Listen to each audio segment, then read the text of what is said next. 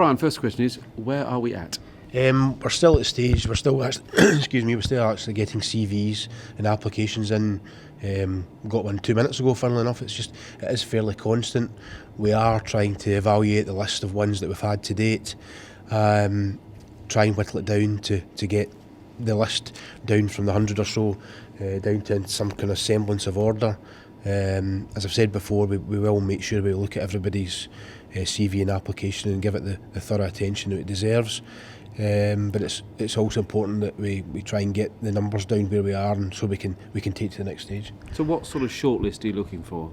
I mean, in an ideal world, if you can get it down to 3 to 5 candidates or potentials, then in my opinion that's the best way forward. But obviously that's quite a considerable task as well, when you've got managers and coaches from all different backgrounds and all different leagues, and to try and see where you go from there. And it is a hard task. It's time consuming, and every time you get through maybe 1 or 2 and you discount 2 off your list, you then get another 3 emails in, or 3 more phone calls, which then take up more time, and you're actually back worse off where you were in the first place.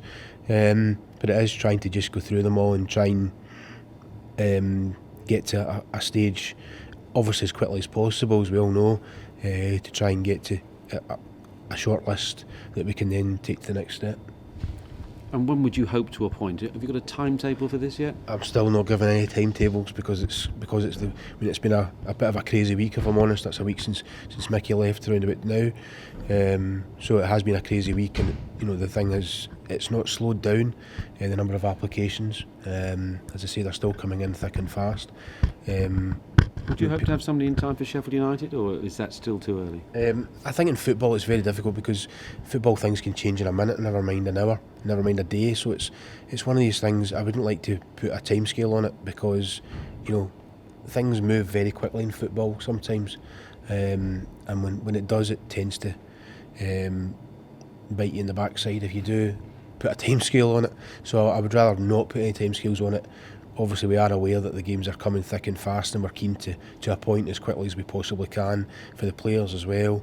To be fair to Danny, he's done brilliantly with what he's done and his attitude, and helping us out as well by taking the team. I think the players have responded to the fact it's a bit of normality for them under a difficult time for them, because it must be difficult for them to with the uncertainty, but we are aware of that, and we obviously want to try and get somebody in as quickly as we possibly can. But again, what I keep saying is it's important we also make the right decision.